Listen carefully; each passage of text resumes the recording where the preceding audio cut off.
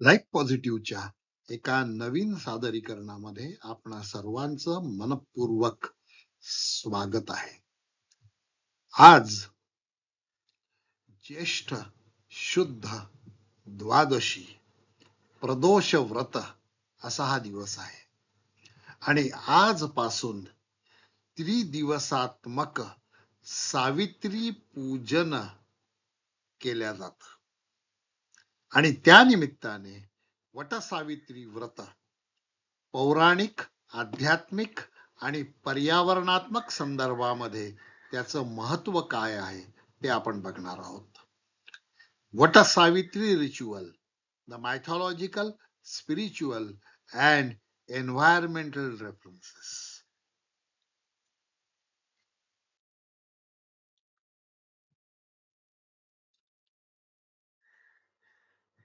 आज बुधवार, आज प्रदोष दिन आहे आणि आजपासून पौर्णिमेपर्यंत त्रिदिनात्मक सावित्री व्रतारंभ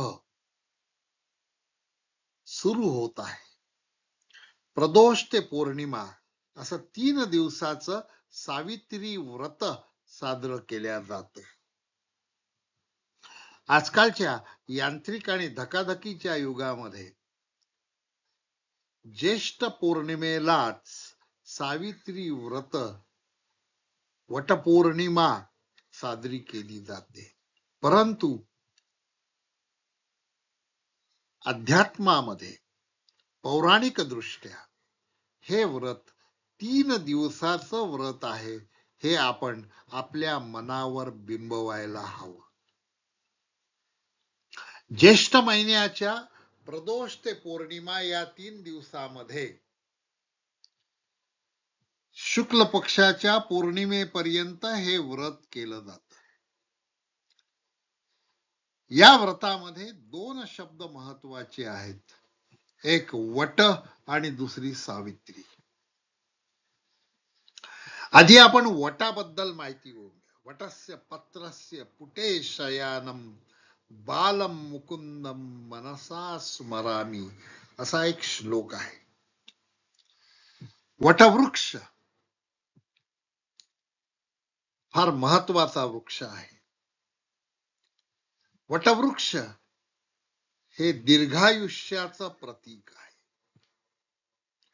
वटवृक्ष अमरत्वाचे प्रतीक आहे.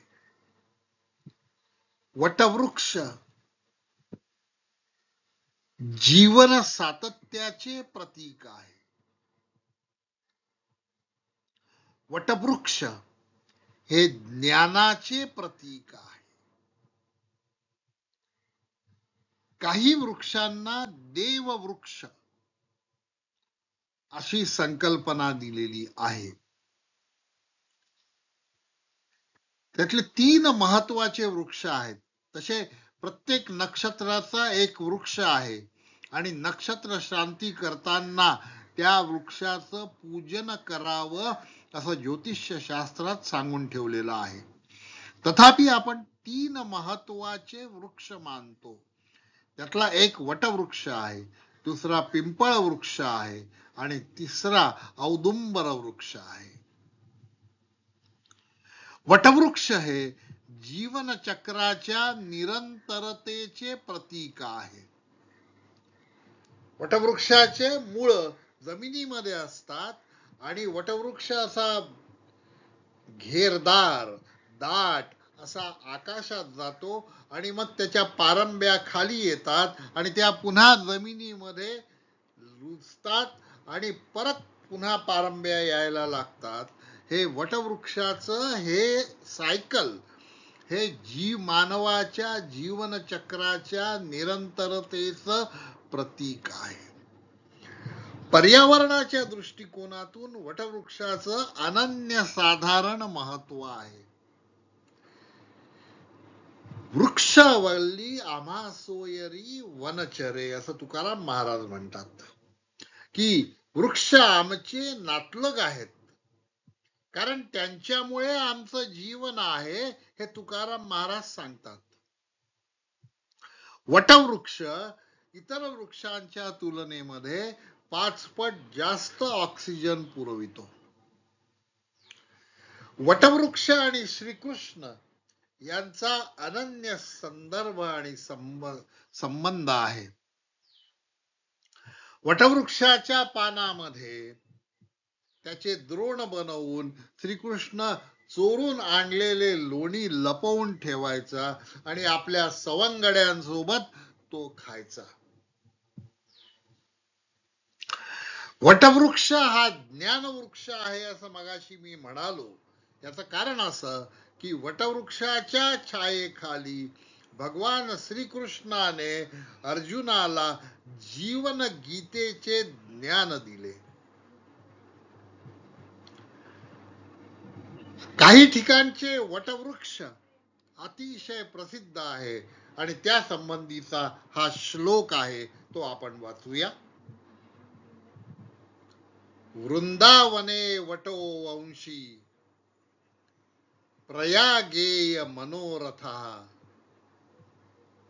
गयायाम अक्षयख्यात कल्पस्तु पुरुषोत्तमे निष्कुंभम खलु लंकायाम मूलैक पंचधावटः स्तेषु वटमूलेषु सदा तिष्ठन्ति माधव.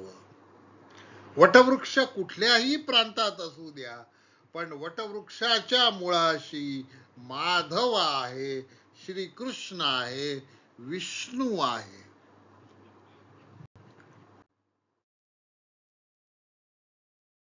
आता आपण सावित्रीची कथा बघूया. सावित्री ही भद्रा देशाचा राजा अश्वपती यांची कन्या आहे. अश्वपतींनी संतती प्राप्त करण्यासाठी एक जपयज्ञ केला आणि हा जपयज्ञ 18 वर्ष अखंड चालू राहिला. आणि या जपयज्ञानंतर देवी सावित्री म्हणजे वेदमाता गायत्री, तत्सवितृवरेण्यम असं म्हटलं जातं गायत्री मंत्रामध्ये. म्हणून देवी सावित्री म्हणजेच वेदमाता गायत्री आणि तिच्यासोबत सरस्वती प्रगट झाली आणि त्या दोघांनी वरदान दिले की हे अश्वपती राजा, तुला तेजस्वी पुत्री मुलगी प्राप्त होईल. सावित्री देवीच्या कृपेने जन्माला आलेल्या मुलीला, त्या मुलीचं नामकरण अश्वपती राजाने सावित्री असं केलं. ही सावित्रीची जन्मकथा आहे.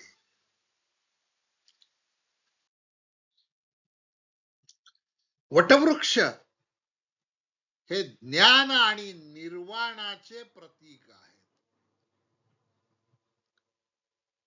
तर सावित्री म्हणजे आत्मविश्वास, स्वतःच्या क्षमतेवर असलेली दृढ श्रद्धा म्हणजे सावित्री. सावित्रीच्या वडिलांनी मनात कुठलीही शंका न आणता 18 वर्ष जपयज्ञ केला आणि त्यातून निर्माण झालेले सोनेरी पान म्हणजे सावित्री. त्यामुळे तिच्यामध्ये श्रद्धा ठासून भरलेली आहे, तिच्यामध्ये आत्मविश्वास आहे, तिच्यामध्ये तपस्या करण्याची शक्ती आहे, तिच्यामध्ये प्रवाहाच्या विरुद्ध पोहून जाण्याची क्षमता आहे. नारद मुनींनी या सावित्रीला लग्न करायच्या आधी पूर्व सूचना दिली होती की तू सत्यवानाशी लग्न करू नको, कारण तो अल्पायुषी आहे. मुलींनी आपला जीवनसाथी कसा निवडावा हा प्रत्येक मुलीचा स्वतंत्र विषय आहे. परंतु सावित्रीने सत्यवानामध्ये काय पाहिले,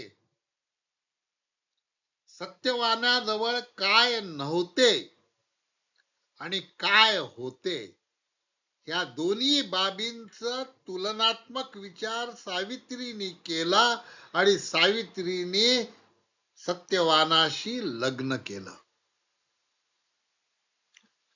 सत्यवान अल्पायुषी होता हे सावित्रीला ज्ञात होतं, तिच्यापासून लपून नव्हतं.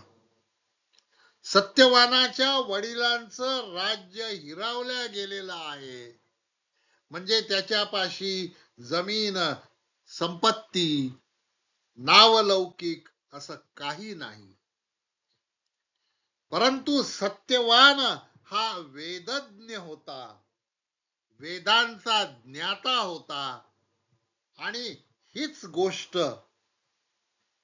सावित्रीने बघितली.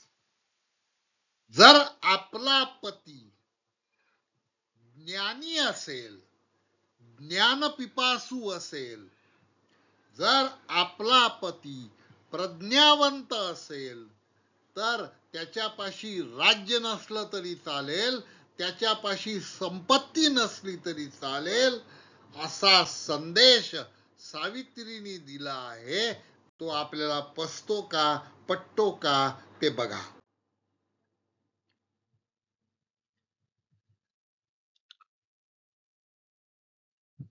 तपसामर्थ्यातून निर्माण झालेली तेजस्वी तपस्वी सावित्री अल्पायुषी पतीचं जीवन